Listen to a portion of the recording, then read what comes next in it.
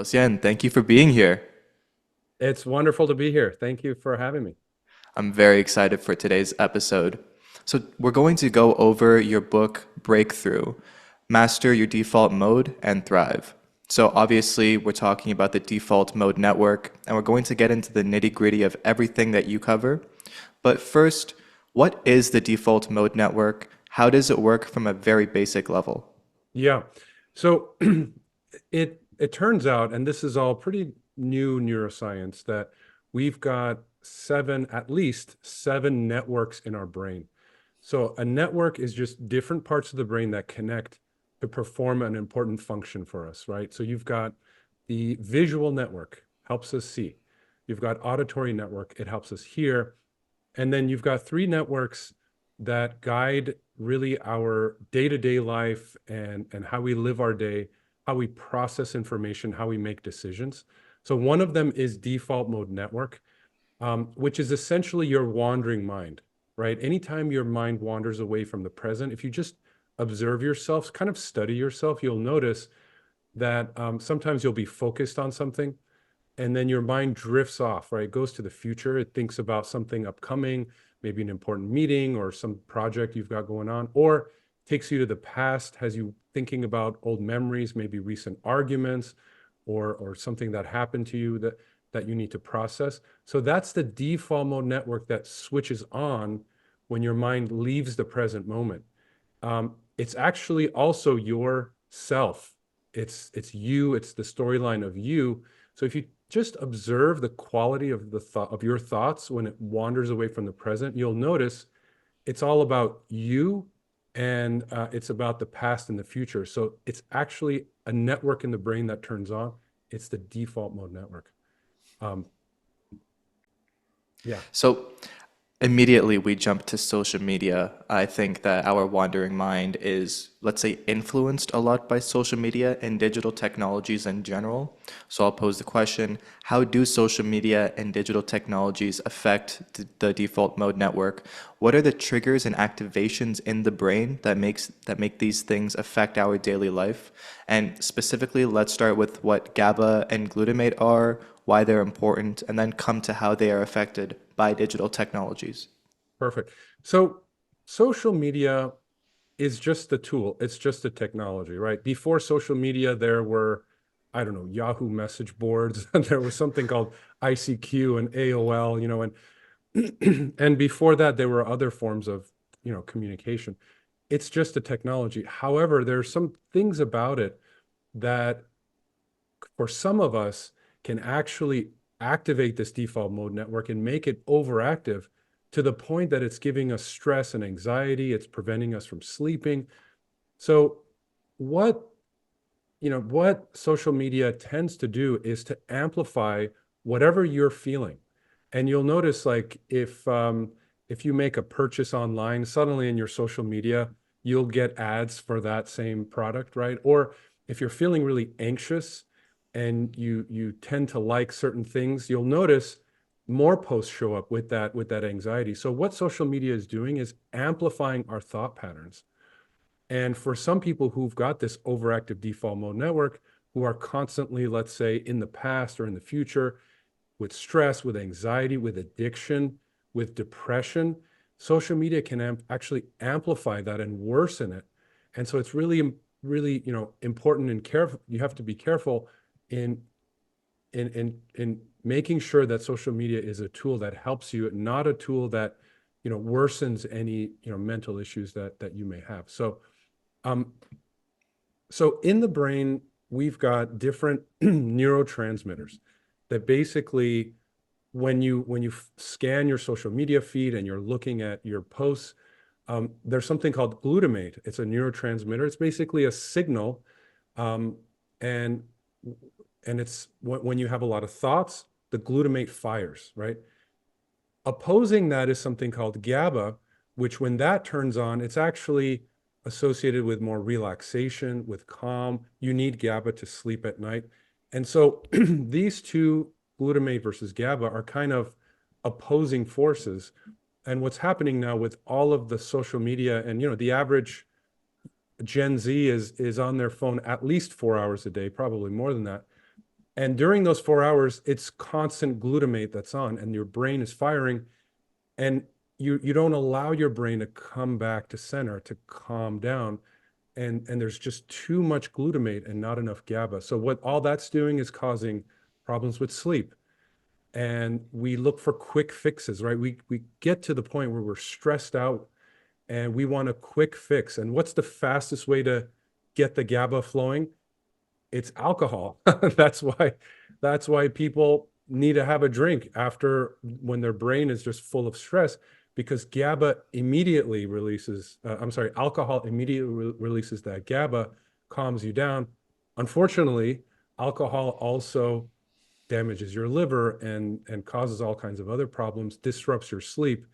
So the healthier way is to find ways to get the GABA going, put the social media away, put the phone away for 10, 15 minutes, do healthy exercises to get the GABA going, to relax you and lower your stress level, basically. How important is silence in releasing GABA and lowering your stress? Silence, I mean, 10 or 15 minutes of silence, which sounds impossible for some people watching this. Like, how can I possibly sit in silence for 10 minutes? Try it out and see. Try for 10 or 15 minutes in silence, kind of observing your mind, just observing outside, listening to the sounds around you in your environment. Um, and see what that does for you. What you'll notice after 10, 15 minutes is the GABA starts flowing. And what happens is something called a relaxation response, which has been shown to improve health outcomes, improve focus, improve concentration. Studies have shown that 10 or 15 minutes of silence every day, if you can do it consistently with mindfulness, improves your cognition, your mental function, your sharpness, your focus, and it can reduce stress. So silence, relaxation, GABA, this all goes hand in hand. And it turns out what's happening is you shut off that default mode network and you turn on this other part of the brain. It's called central executive. And it's called, your higher self. It's the state when you're fully present. It's actually a different part of your brain that's on. It's called central executive, which we can talk about. Yeah, can we just immediately go to the central executive? I think we should talk about the benefits rather than just all the detriments first. So, what Yeah, is the central executive network and how does it work and why is it relevant? right. So I don't want to paint a picture that default mode is bad, central executive is good. We need all of us need a healthy default mode to be active. For example, I'm driving uh, down the freeway and suddenly my default mode kicks in. I think about this meeting I have in 2, 3 days and I get some ideas for it.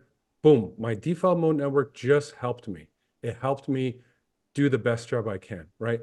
As opposed to an overactive default mode, if I'm driving and I'm constantly thinking about memories from my childhood that are painful and it's giving me stress, well, that default mode is not healthy, right? So we need a healthy default mode network. We also need a healthy central executive network. So what is central executive? It's the part of your brain that turns on when you're focused on something. It could be focused on when you're doing a sports, right? You're playing basketball and you're fully present playing basketball without the mental chatter. It's called being in the zone, right? When you're in the zone, that's actually your central executive that's on. When you're fully focused on work, on school, in a prayer, in a mindfulness, when you're free from that mental chatter and doubt and you're fully present, that's your central executive that's on. For many of us, we try to be focused, and what happens is we get pulled away from the present. So people with ADHD, they try to focus, and there's just something pulling them away to away from that present moment. So for many of us, this central executive is there, but not all the time, and it's constantly being disrupted.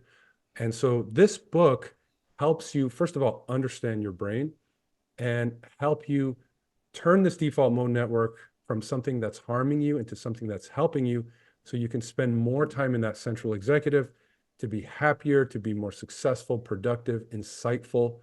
Um, and and by the way, there's another network called Salience Network, which shuttles us back and forth between these throughout the day.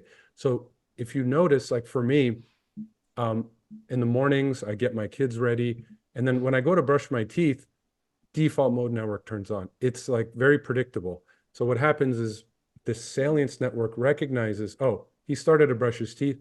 It shuttles me over there. And so then I'm stuck in that mind wandering state. So these three networks, three of the seven, are critical for our health and well-being, and self-understanding can really do wonders for you. So this is what the book's all about. So, is the central executive network closer to the flow state? Like when we're doing something we love, when we find ourselves in flow and it just feels like whatever we're doing is pouring out of us rather than we're acting. Is that the central executive at work? Exactly right. Exactly right. That's the central executive. And you can learn to be in that state for longer. You can do exercises so you can prolong the time you're in that state. I call being in the central executive the observing mind, as opposed to the wandering mind, which is default mode. Central executive is observing mind. When you're in that state, you can observe your thoughts. Thoughts come all the time. Every 2 to 6 seconds, we get a thought. It's like 40,000 thoughts a day. And when you're in the default mode, those thoughts control you. You're reacting, you're in a judgmental state. But when you're in the central executive, you can observe your thoughts. You can observe anxious thoughts. You can observe painful memories, watch them come, watch them go. They don't impact you. But when you're in the default mode, those thoughts are constantly, you know, just disrupting your life. And so, yeah, the whole point is to get into that flow state, spend more time in that flow state. What would an unhealthy central executive look like? Is an unhealthy central executive just the default mode network going bonkers, or does an unhealthy central executive network have different ramifications? So I don't think there is an unhealthy central executive. I haven't come across it. So I mean, what is the quality of the brain at baseline when there are no thoughts, right? If you're in between, if you just observe yourself, like a scientist would, just kind of look at your brain and notice when you're in between thoughts, right? Thoughts are coming all the time. Every 2, 4, 5 seconds, it's coming. But try to observe your mind when it's in between thoughts. And what you'll notice is it's a pretty happy place. I mean, it's the inherent quality of the brain is it's peaceful, it's blissful. It's kind of like if you're around a baby, around a 2-year-old or 3-year-old. I've got a 5-month-old and a 3-year-old, and their baseline state is happy, and sort of present and playful. Yeah, there are times when they're hungry or cranky, and they'll let you know about it, but their baseline state is a happy state. And I think that observing mind, the central executive at baseline, is peaceful and happy. And the problem is we don't spend enough time in that state. We're always in default mode or constantly chasing cravings and dislikes and judgments and reactions, which all come from this more primitive part of our brain, right? Which got us here. I mean, the default mode network got us here. This obsession with me and my survival is important for our development. We need it in high school. We want to be the best we can be. We want to beat our competitors. We want to be number one. But later in life, that same thought pattern makes us selfish, makes us narrow-minded. And so I think it's when you learn to recognize that default mode, spend more time in central executive, you'll see it's a much happier, peaceful place to be. Great. And I guess we've already laid out the arc of the podcast where we talk about how to master your default mode network and also how to conjure up maybe let's say a healthier relationship between the default mode, the salience, and the central executive network. So let's get back to the DMN. How does the default mode network activate in response to traumatic memories? What is the physiological process behind this, and how does it affect our interpretation of reality? Yeah. So I'll try to make this personal, right? So um, I'm a first generation American. I came to the US, was born in Iran in 1979 during all of the crazy revolution and everything, and my family fled. We came here. So I inherited some pain, some emotional pain, and it was with me through basically all of my life just until a few years ago. So what the default mode network, what it's trying to do when it thinks about the past, it's trying to process the past and to help us move on. So if we have an argument with somebody, um, what you may notice is we revisit that argument, right? We think about it all the time. We may wake up in the middle of the night thinking about this because our brain is trying to process what happened and move on. But when the default mode network is overactive, we'll just continually revisit that pain over and over again. And every time we remember the memory of that argument, it triggers that pain. So what's happening is the default mode network goes back to the past. It basically, loads up some memories. Those memories are actually called engrams. They're stored in the hippocampus. And when the memory comes back, any emotion tied to that memory, and emotions are in what's called the limbic system, all comes back, just as if we're back in the past. So anytime default mode network switches on, the memory comes back, the pain comes back. And for many people, it's emotional pain that they struggle with, right? Maybe they had a traumatic event that happened recently, a divorce, a breakup, rejection, whatever it is. And so their default mode, it's trying to help us, but it's actually making our life miserable by going back to that memory and giving us pain. So it can lead to PTSD, post-traumatic stress disorder, where we're just not able to move on. And so how do we free ourselves from this emotional pain? Self-understanding and breaking that link between the memory and the emotion. There are many ways of doing that. You can work with a therapist. You can do some mindfulness exercises. There's also the power of forgiveness, truly forgiving what happened in the past. That's the most effective, and it's at the core of most religions. So this in this book, I've got 11 knots. I call them knots, like knots in a rope. I don't call them mental illnesses or diseases or conditions, because we tend to say somebody has this disease and they're labeled with it forever. No, these are knots in a rope. You can untie the knot. The knot may be really stuck firm and may be really hard to get it out, but you can untie this. You can free yourself from emotional pain. And that's the second knot in the book. The first knot is stress and how to prevent stress from happening. Number two is emotional pain, which is at the core, at the root cause of our addiction, our depression, our anxiety. When we resolve the old emotional pain, it allows us to overcome all the other knots. So this is all structured in a certain way, basically. So before we move on to the third knot, the entire book is obviously about the default mode network, but one thing that isn't mentioned in the book is how you acquired this understanding in the first place. So what was your pathway to understanding this brain architecture in such intricate and intense detail? Yeah. So these discoveries in neuroscience have been happening over the last few years. It's just the beginning. So I've had an academic understanding of these, but what you really need is the experiential, the experience-based understanding. It's very different. When you learn about DMN in a book, that's one thing, but when you actually come to experience it and realize, wow, this is my default mode and this is my central executive, it's an absolute game changer. So I went through that process a couple of years ago, and I wrote this book to share what I've learned and to help others. And this is not an academic book. This is a book to help you self-understand. So I had all 11 of these knots severely. Stress, anxiety, emotional pain, addictive craving. And over about 6 months, it took me 3 to 6 months, I resolved all of these one by one, and I had to share what I learned. And it was, with three young kids, a full-time job, very difficult, but it just had to be done. So the point of the book is really to help you out there. I mean, you accomplished it and more. And I just have to say that the book is very accessible. I'm a Gen Z and I was ripping through it. So, you did a really fantastic job on the book. So let's get back to it. How big of a problem is loneliness on our health and well-being? And how did the pandemic exacerbate it? Yeah.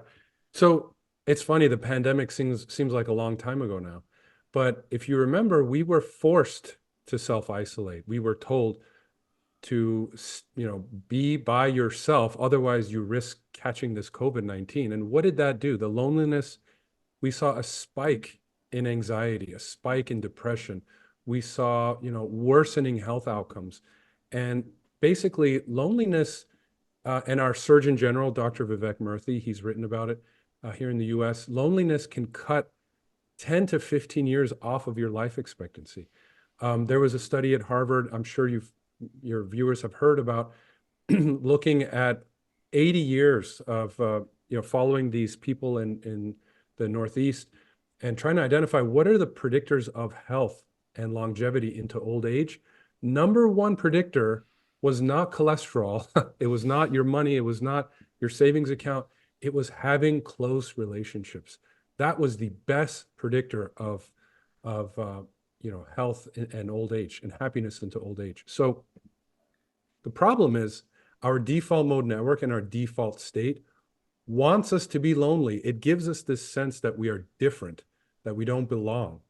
And so if you don't challenge your default state, it might take you to a very lonely place where you feel like you have to beat others, you have to be the best. You've got, like it's life is a game of musical chairs and you've got to be the best.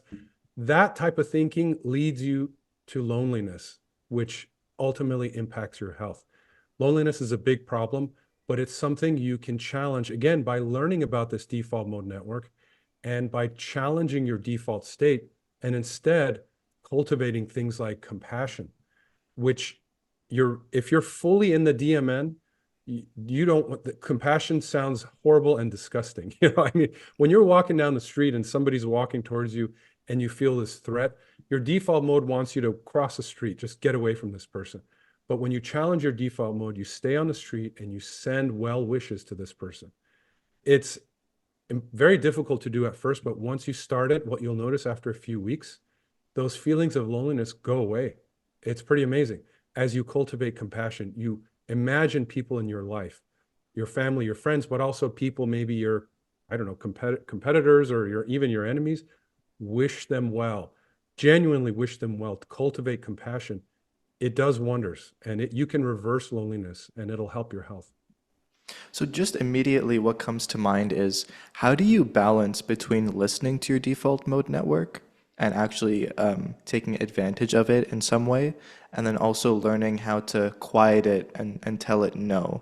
Because we were talking about you're in the car and you're thinking about your meeting, and that's healthy. But we're also talking about it tells you to cross the street and you kind of have this metacognition where you're like, no, I'm going to stay, I'm going to, feel these feelings in a sense. So how do you begin to balance that? Is it just practice? It's practice, and it's, again, we're all a bit different, but it's coming to understand what are the exercises and practices that allow you to silence that monkey mind, that wandering mind, and be present. Um, and as you start the journey, it's really hard at the beginning. Believe me, it was very hard for me. But as you practice every day and you set an intention, very important to set an intention that I want to be happy, I want to be healthy. Um, and then you can start to figure out how to silence this default mode network. So things like mindfulness exercises where you spend 10 to 15 minutes observing the sights, the sounds around you, observing your thoughts. At first, it's going to be hard. You may go just a few seconds and boom, another thought comes in. But don't get angry at yourself. It's not about controlling your thoughts. It's about learning to recognize a thought and come back to the present. That's the key. So the more times you do that, oh, I've just been disrupted, and you recognize it and you're back in the present, that's what you want to do. Early on, you may be stuck in the wandering state for a couple of minutes, and then you realize, oh, and you feel frustrated. Don't feel frustrated. Take it as a sign you're strengthening your observing mind. Because as you do this every day, what you'll notice after 3 weeks, 4 weeks, is you spend longer time in the present. and you gain control over that default mode. And eventually, it may take a few months, eventually you can see those thoughts and you'll recognize a stressful thought, an angry thought, maybe a thought for a craving, and it doesn't control you. You just watch it come and you watch it go. And what you're grateful for are those thoughts that are insights that actually help you. Um, there was a guy at the University of Cambridge, his grad student, he was trying to crack the Sanskrit code. So this is for thousands of years, nobody's been able to figure out this code of the Sanskrit language, and this guy was trying. He tried for like half a year, was close to giving up. He said, forget this, I'm just going to go. He spent a month meditating, relaxing, and he came back, looked at the code, and boom, he saw the answer right away. The first person in thousands of years. So his deeper mind basically solved it and gave him the insight for this. And so when you learn to, silence your default mode, with the thoughts that actually will come are more insights, and it'll help you be successful. So, yeah, this doesn't happen overnight, but the book will help you, and it's all about the intention, where you want to be. Right. And one of the problems with the default mode network are all of the negative and intrusive thoughts. I think we all suffer from them and we could all use less, we'll say it like that. So what effects do negative thoughts have on our mental health, and how does social media play a part in this kind of crippling cycle? Yeah. So it's important to keep in mind that this default mode network, the way that it thinks is reactive and judgmental, especially focused on me. So it sees the world through me. And if there's somebody who challenges our ideas, default mode turns on and says this person is an enemy, even though what they're saying may be totally valid. But the core, the default mode at its core is reactive and judgmental and selfish, right? So the problem is that negative type of thinking also impacts our health. There was a study of 70,000 women who were followed for 8 years. And at the beginning of the study, they didn't have cancer or heart disease, and they were followed. And the study found that the women who were the most pessimistic and cynical tended to get more rates of cancer and heart disease. Now, it's a correlative study. We can't prove that negative thinking leads to cancer, but the totality of medical evidence suggests that this type of negative judgmental thinking gives us, poor decision making and impacts our health. Um, so the key is to, again, learn about this default mode network, realize that your brain is wired to focus on the negative. It's the negativity bias. It's why the news starts with the worst stories of the day, because this is how our brains got through living in the jungle and in caves and through really difficult times for thousands of years, right? But we're now at a point where we don't need that negativity anymore. And so what you want to cultivate is something called equanimity. It's at the core of all the religions, Stoicism as well, where you come to, again, turn on that observing mind, look at the quality of your thoughts and observe them. You'll notice negative thoughts, judgmental thoughts. You observe them and you come back to the present. And this is the basis of Vipassana, which Buddha discovered, right? Insight meditation. It's the same thing. And all these religions are basically saying the same thing. When you learn to develop your equanimity, you can break free from that negative judgmental thinking, and it does wonders for your, personal health and mental health. So, How do we recognize anxiety? This is a big one, especially for my generation. It feels like everyone has some type of anxiety. And I don't say that in like an annoying or in annoyance. It's just everybody I've talked to has some type of, they're on the spectrum of anxiety in some way. yeah, So, what are the most common types of anxieties and how do they relate to anger? perfect. So, anxiety is a normal emotion. We're not going to ever free ourselves from anxiety. I have anxiety, right? Sometimes the anxiety is a signal. Your brain is trying to tell you there is a potential threat and you should do something about it. So if you're worried about this deadline coming up on Friday, you feel some anxiety. Well, that anxiety motivates you to start working. And as soon as you start working and develop a plan, the anxiety goes away. So anxiety it's a signal in the brain. There's a threat coming. And when that threat actually comes, either the anxiety goes away or it's replaced by fear or anger. Okay, if you come to your house, you see the front door open, boom, there's some anxiety.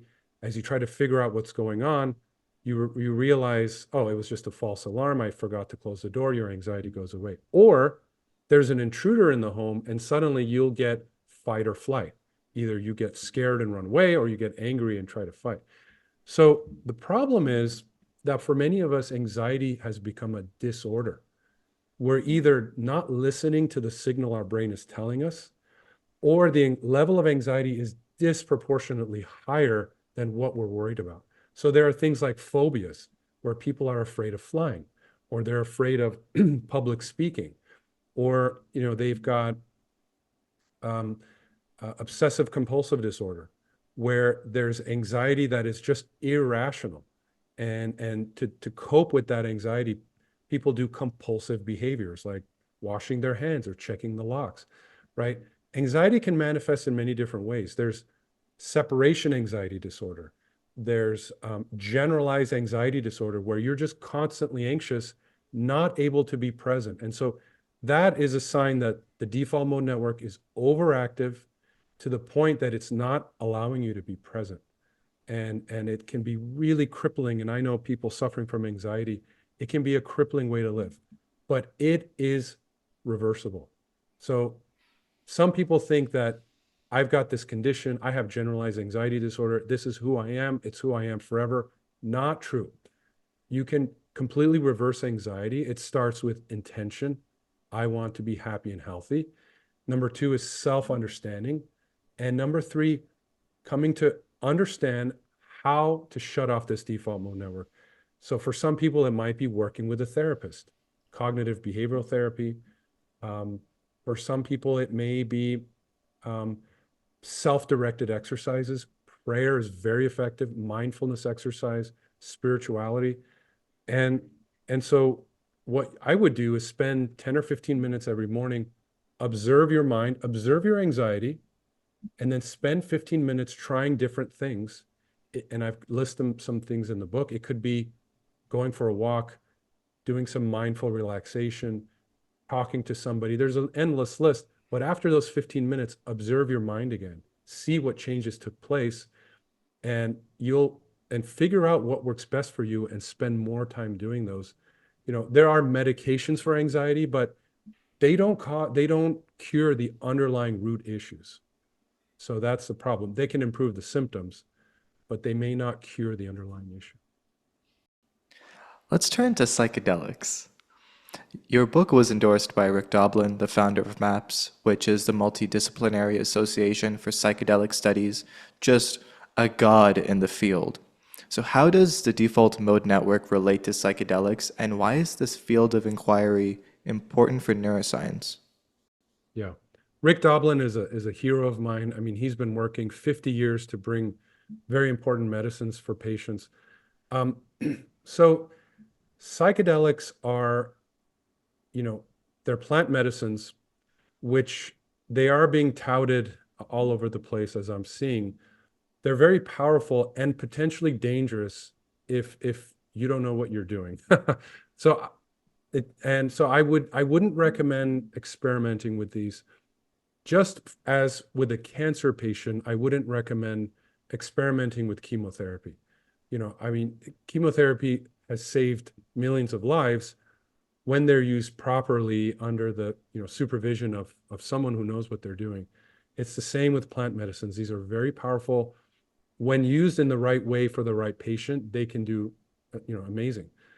But it turns out these plant medicines have been used for thousands of years by Native Americans to cure uh, mental health issues, addiction, alcoholism. It's been known among the Native American community. How do they work?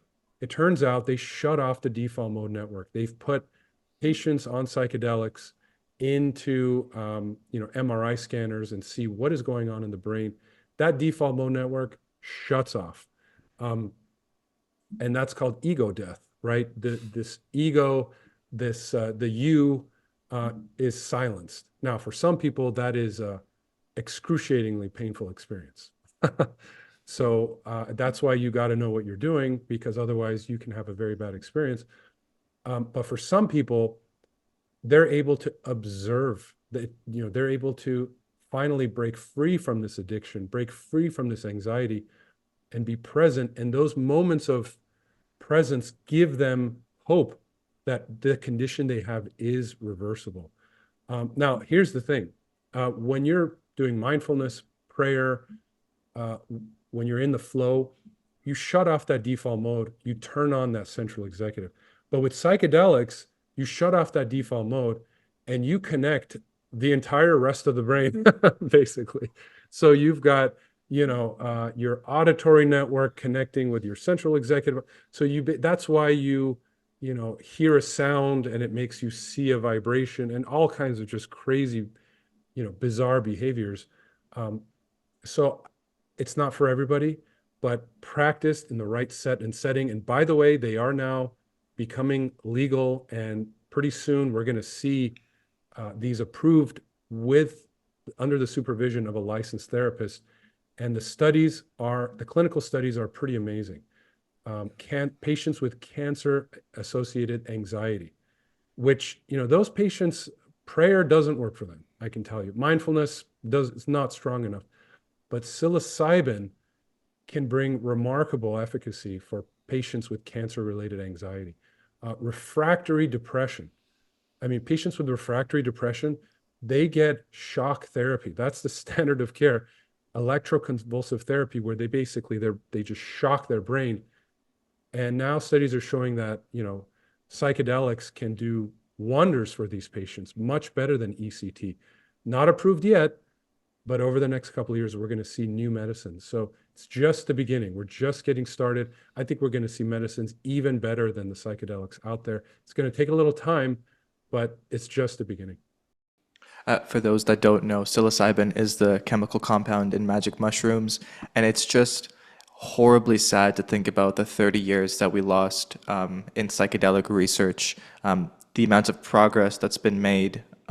Matthew Johnson out of Johns Hopkins, I believe, Rick Doblin, all of these, pioneers in the field, these gods in the field. Um, have you been on the Huberman Lab podcast yet? I haven't, but I know Not about that yet. podcast. Yeah. Not yet. I cannot wait until Dr. Huberman interviews you. That would be such an amazing podcast. He's a hero of mine and of so many others.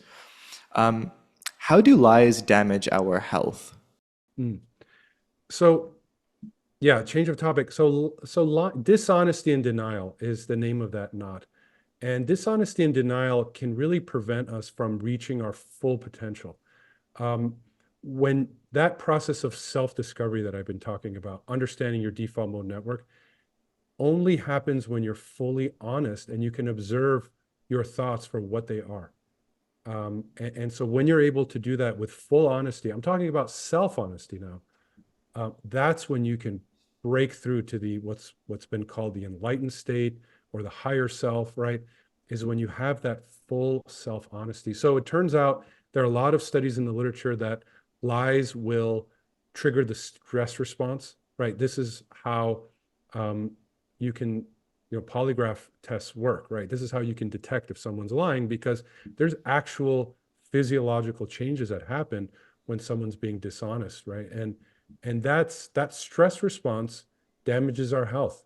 So, what is the stress response? It's when it's fight or flight. It's when you've got stress hormones and cortisol going into the bloodstream, and it just wreaks havoc on our bodies. So lying can trigger that stress response. Um, and so when you commit to integrity, which is also at the heart of all religions, living for a set of moral principles, living for a set of principles where it's about helping yourself and helping others, as opposed to lying, which is about, harming. It could be harming yourself and harming others. When you commit to that integrity, um, it makes this process of self-understanding a lot easier.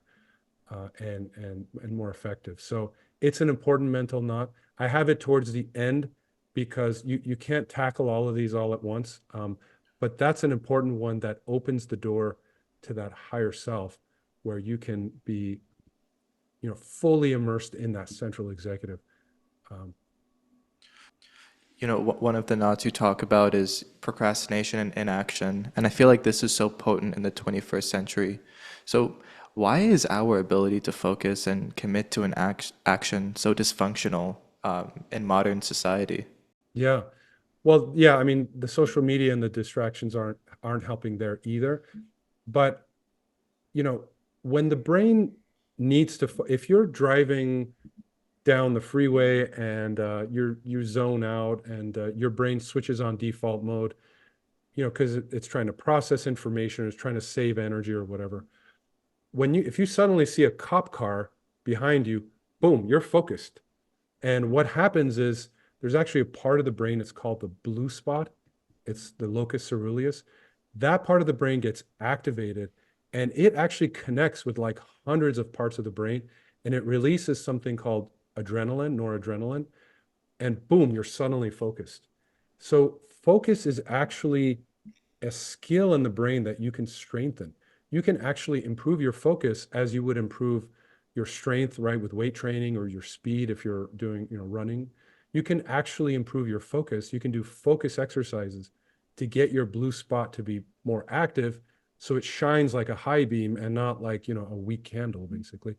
Um, and so focus, yeah, it is a big problem. People with ADHD, they may try to focus and get that blue spot going, but what happens is things like the default mode network pull them away from that, pull them away from the present moment. And that happens for a lot of people. And so you may have the best intention and you've broken through emotional pain, you've resolved your addiction, but if you don't have that focus, you won't reach that ultimate, peak. So it's also towards the end of the book, but there are focus exercises. There are things you can do every day, 5 minutes, 10 minutes, where you'll notice after a few weeks, you're more focused. And when you're more focused, you'll get more done in less time and you'll be overall, happier. It's a very important, it's also at the heart of like Buddhist practice. They've got, focus as an important part of the path too. Apologies if this question throws the entire conversation for a loop, but does your attention span have anything to do with the frequency of the default mode in giving you thoughts? So, like, if I have a longer attention span, will my default mode give me thoughts and stagger them like maybe once per 5 minutes? And if I have a shorter attention span, will it give me more thoughts and like flood me faster? Yeah. Like, is it proportional? Um, it's a hard thing to quantify, right? And that's Mhm. why this whole process is more experience based than academic based. But generally, yeah, if you have a really overactive default mode, your attention span might be a lot shorter. And as you come to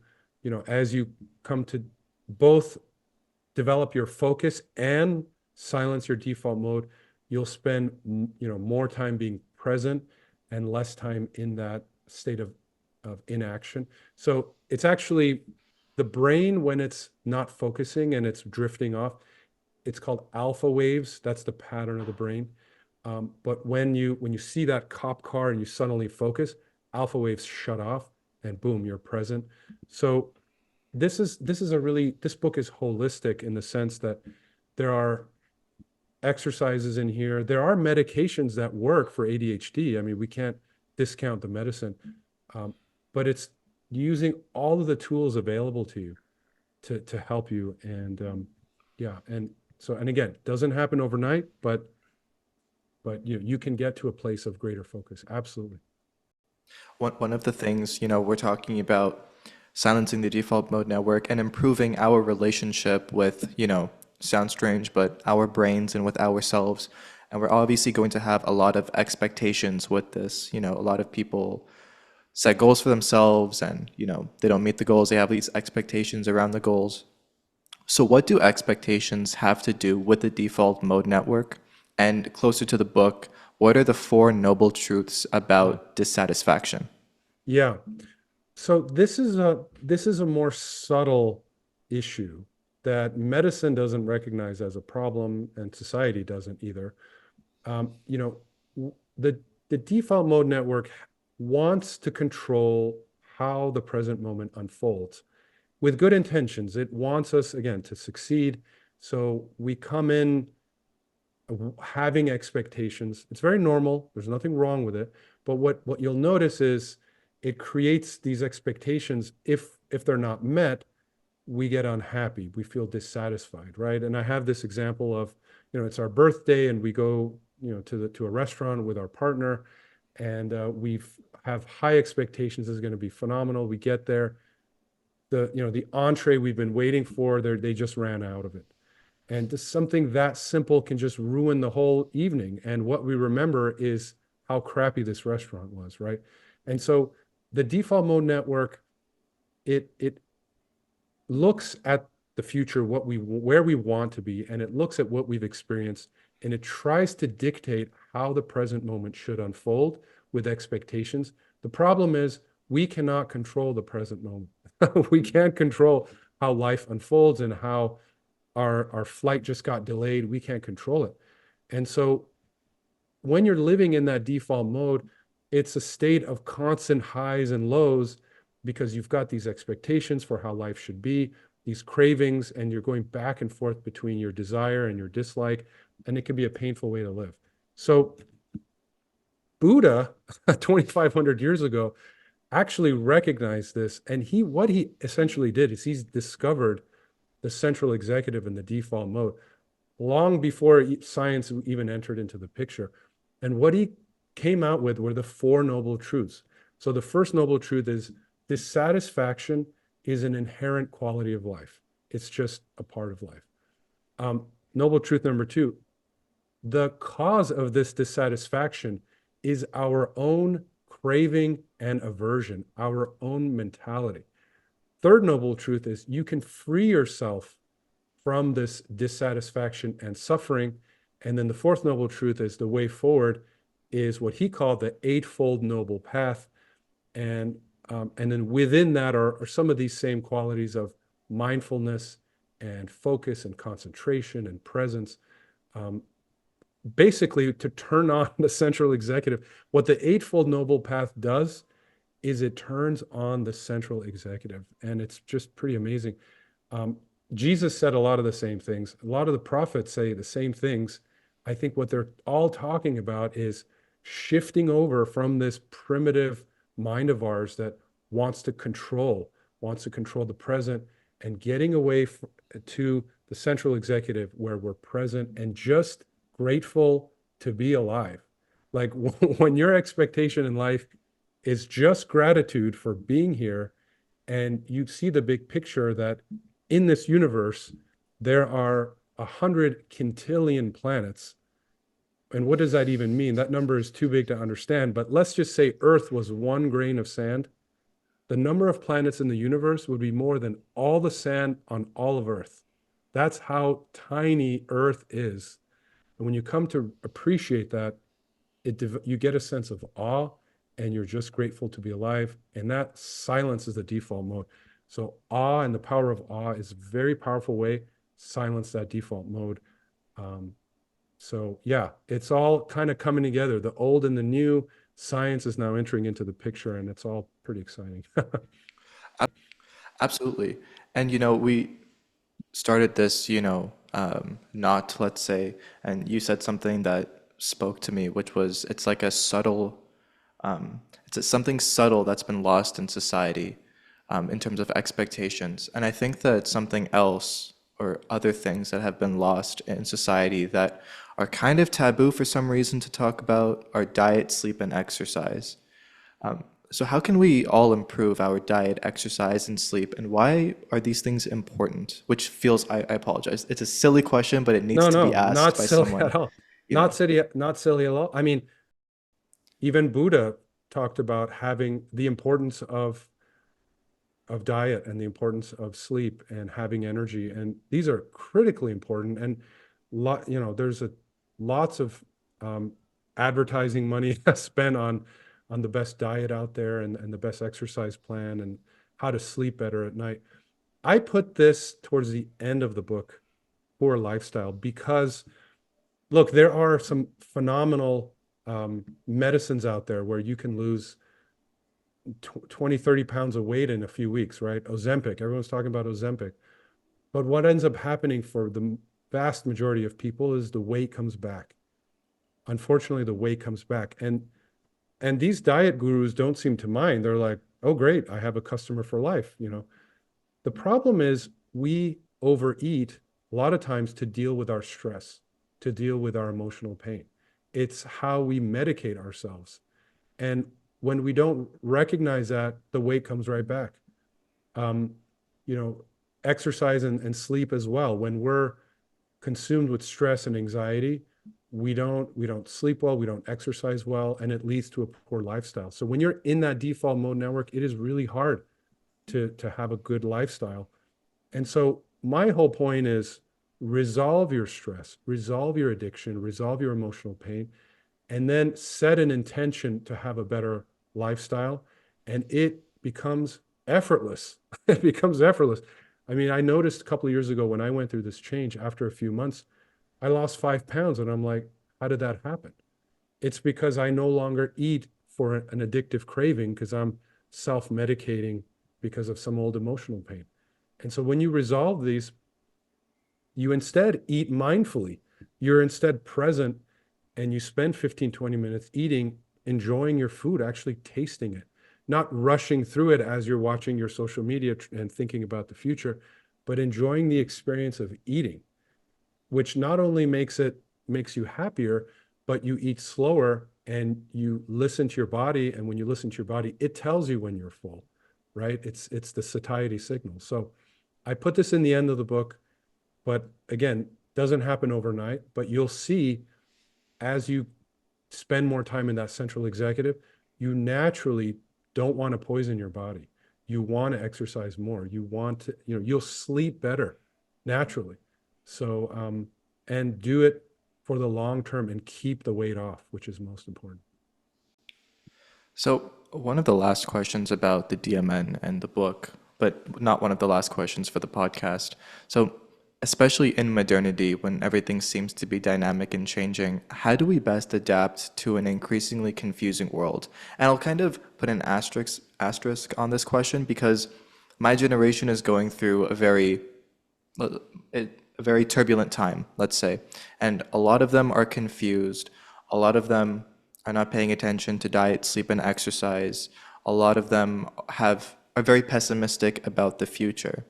Yeah. And this obviously has to do with the DMN. It has, external cultural or societal influences.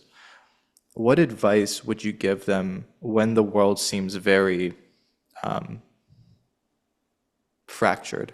Yeah. How, Yeah. how do we get back? So, I mean, I would tell folks that, look, there are people out there who are profiting from you scanning your social media feed and trying to get you to be anxious. Because the more anxious you are, the more you're going to look at your Facebook and Instagram and TikTok, right? And so break free from that. Set your goal and you got to have a goal, whether it's graduating from college or being the best in school or sports or whatever it is, but set the intention of how you want to live your life. A lot of us set goals, but we don't set intentions, right? So, do you want to graduate from college in a happy place, or do you want to graduate from college with anxiety? Intention is how you want to live your life. And you got to remind yourself every day, I want to be peaceful, happy, content. And if you don't set that intention, your default state is going to take you to anxiety. It's going to take you to loneliness. So you have to challenge that by setting your intention and coming to understand how your brain is working and, seeing sort of the big picture.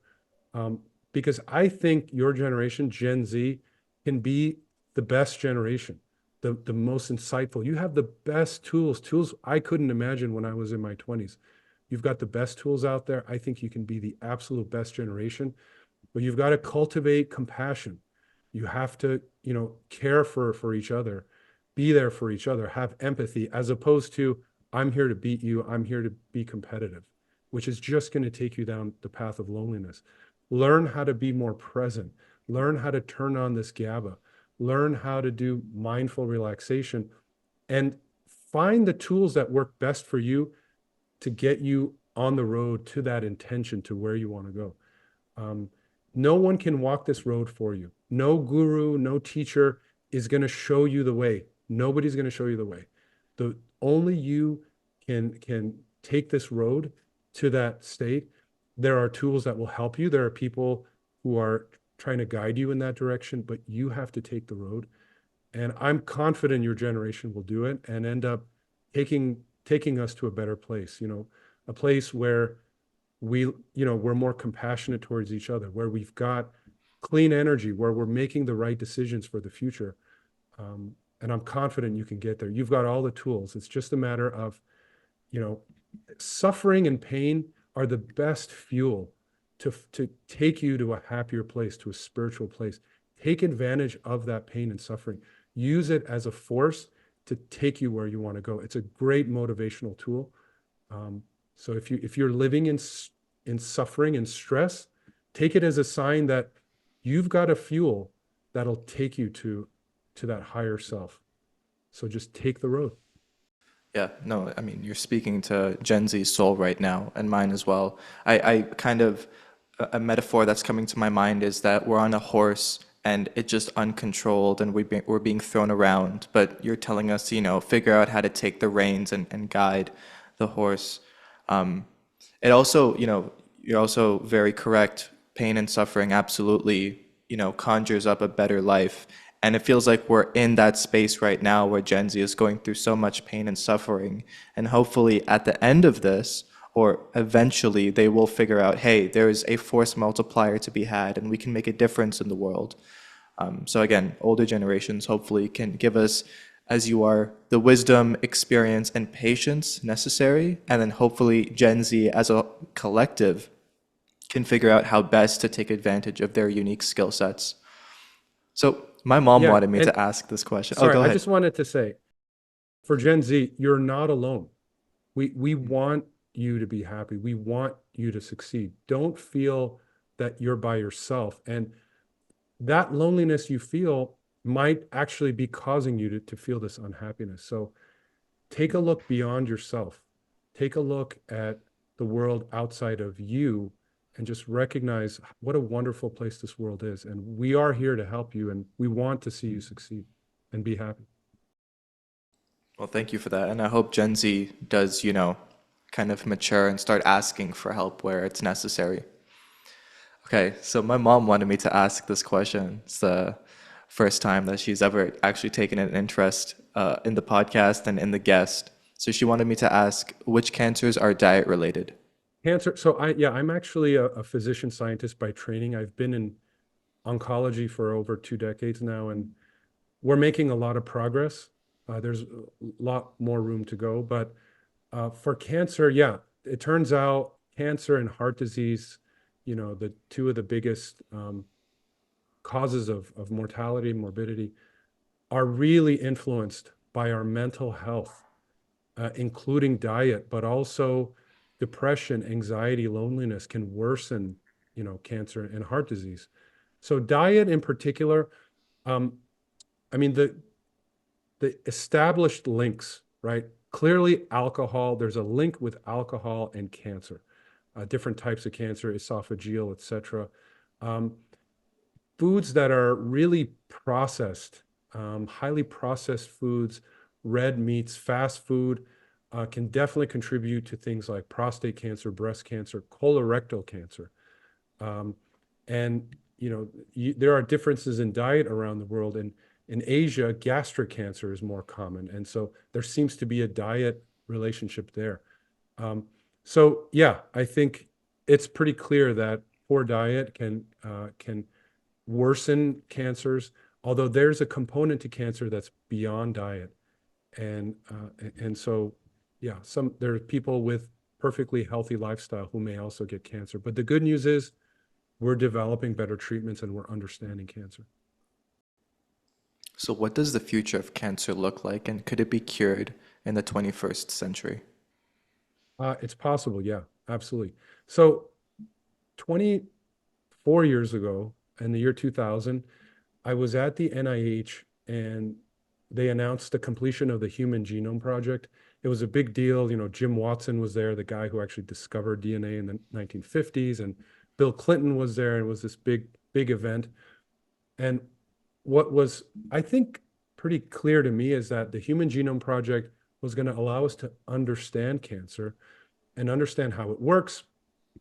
And by understanding it, we can develop new medicines for it. And that's what's happened over the last 24 years. We've had new types of therapies we couldn't possibly imagine, like cell therapies, where we take your immune cells, we re-engineer them so that it attacks the cancer, we give them back to you. And there are patients with lymphoma, leukemia, who have been cured of their cancer with cell therapy, which we couldn't imagine, 24 years ago. It's approved for certain cancers, not all of them, but I'm at the front lines right now trying to develop these types of cell therapies for other types of cancer. There's also gene therapies where we're actually changing the genes.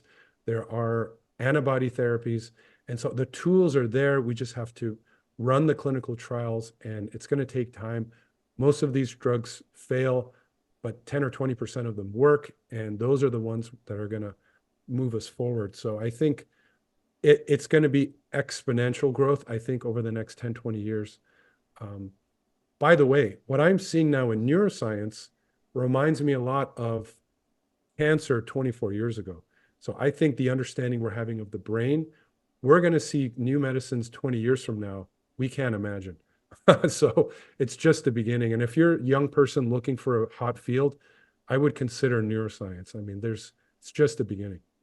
Can you speak to some of the breakthroughs in neuroscience? Like when you say medications, what exactly do you mean? Yeah, there have been in neuroscience trials for Alzheimer's, let's say, that have been not too great. Dementia, the success rate is really low. It's like single digit success rate. But now that we're understanding, the default mode network and how the brain works, we're finding new targets. Drugs have to have a target. There's got to be something that they're blocking. And so in neuroscience, we're finding those targets. That's the first step. And once you have the targets, then you develop the medicines. And once you have the medicines, then you do the clinical trials. So I think we're in the process where we're understanding and identifying the targets. And what's to come are the clinical trials. So I think they'll be coming hopefully soon and definitely over the next decade. They can't come soon enough. Hosein, just the last question. I could honestly talk to you for hours. There's so much value, and this podcast has been so dense with information. Just the last question. What advice do you have for Gen Z? Yeah, the advice would be, number one, to always have an intention, always maintain. Again, it's not a goal. You have to have a goal, whatever that goal may be, but you also have to have an intention of how you want to live your life. So remind yourself of that intention. And as you're working towards your goal to graduate from college, to get a job and be the best at your job, also maintain an intention of how you want to live your life and the principles that you want to live your life. And what the data are showing us, these are studies that are showing us that things like compassion, things like integrity, um, equanimity, focus and concentration, mindfulness, presence, these qualities can lead to better health, can lead to better success, better focus.